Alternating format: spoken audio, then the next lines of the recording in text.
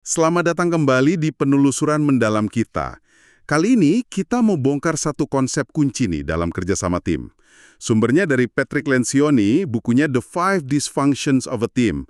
Misi kita bareng-bareng ya, memahami 5 hambatan utama yang sering banget menggerogoti tim, dan juga gimana langkah awal buat mengatasinya di lingkungan Anda sendiri. Kerjasama tim ini kan sering dibilang keunggulan kompetitif paling top ya. Tapi kok kayaknya susah banget dibangun dan dipertahankan? Kenapa gitu ya? Iya, sumber ini jelasin intinya sih tim itu sering disfungsional ya karena isinya kita-kita ini, manusia, yang ya nggak ada yang sempurna kan. Nah, Lencioni ini nemuin ada 5 jebakan alami gitu yang saling terkait, tapi bahaya banget buat kerja sama tim yang beneran. Coba kita bedah deh modelnya buat Anda. Oke. Mari kita mulai dari fondasinya dulu nih. Apa sih disfungsi paling dasar yang jadi akar masalahnya? Yang pertama dan paling fundamental itu ketiadaan rasa saling percaya, absence of trust.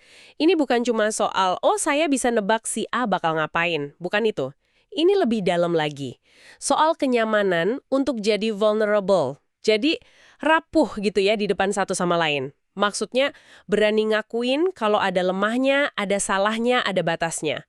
Atau minta tolong tanpa takut, wah nanti ini dipakai buat nyerang saya nih. Tanpa fondasi kepercayaan ini, tim itu nggak akan pernah bisa benar-benar terbuka. Hmm.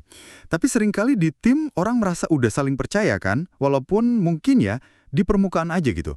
Gimana Lencioni bedain kepercayaan yang semu ini sama yang berbasis vulnerability tadi? Nah, pertanyaan bagus itu.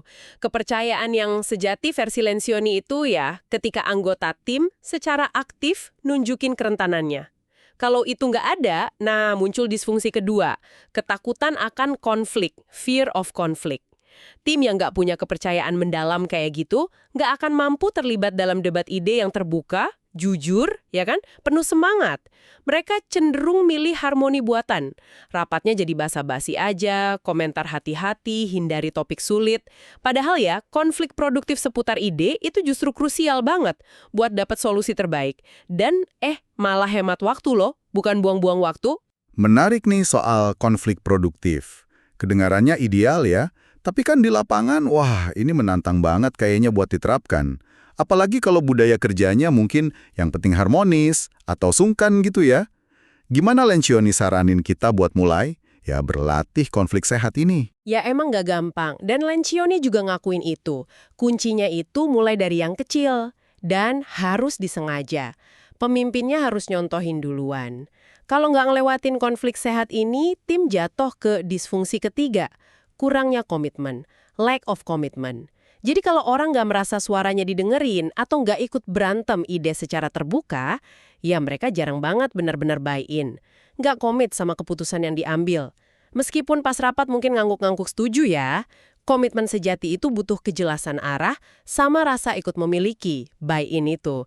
Bukan sekedar, semua setuju atau harus pasti 100%. Tim hebat itu berani mutusin walau nggak 100% yakin. Terus ya berani belok kalau ternyata salah. Oke.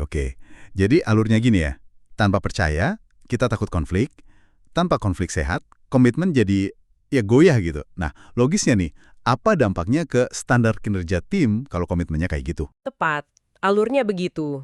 Itu bawa kita ke disfungsi keempat, menghindari akuntabilitas, avoidance of accountability. Ketika nggak ada komitmen yang jelas ke rencana aksi, anggota tim, bahkan yang paling fokus sekalipun, itu bakal ragu buat saling ngingetin. Atau nagih gitu ya, ke rekannya, soal kinerja atau perilaku yang rugiin tujuan tim. Ada kecenderungan kuat buat hindarin percakapan yang nggak nyaman ini. Padahal justru akuntabilitas antar rekan, peer accountability, itu mekanisme paling efektif buat jaga standar tetap tinggi.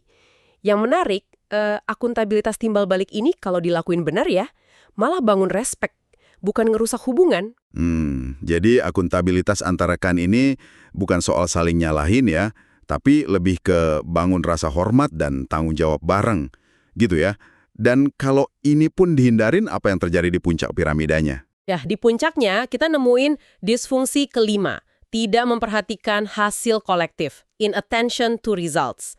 Ini terjadi kalau anggota tim secara individu lebih fokus ke kebutuhan pribadinya, kayak status, ego, karir pribadi, atau bahkan target departemennya sendiri. Jadi dia lebih mentingin itu daripada tujuan bareng tim secara keseluruhan. Tanpa komitmen dan akuntabilitas tadi, fokus ke hasil kolektif ini gampang banget gesernya. Tim yang hebat itu fokusnya nggak goyah ke pencapaian tujuan spesifik dan hasil terukur, tapi sebagai satu kesatuan tim. Wah, 5 disfungsi ini benar-benar kayak mata rantai ya, saling ngunci gitu. Terus, gimana caranya kita bisa mulai mutus rantai ini? Terutama buat bangun lagi fondasi kepercayaan yang mungkin udah rapuh itu. Betul, bangun kepercayaan itu memang butuh waktu, tapi bisa dipercepat kok, dengan langkah-langkah yang disadari. Lencioni nyaranin beberapa latihan praktis ya, kayak misalnya personal histories exercise. Jadi saling cerita latar belakang personal yang nggak terlalu sensitif ya. Tujuannya buat bangun empati dan pengertian satu sama lain.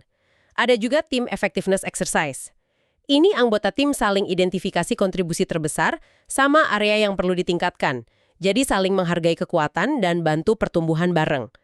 Terus pakai profil kepribadian kayak MBTI gitu juga bisa bantu. Buat pahamin bedanya gaya kerja, gaya komunikasi, atau 360 degree feedback. Tapi ini dipakai buat alat pengembangan ya, bukan evaluasi formal, biar masukannya lebih lengkap. Nah, kuncinya selalu ini. Pemimpinnya harus berani duluan nunjukin vulnerability, kerentanan itu.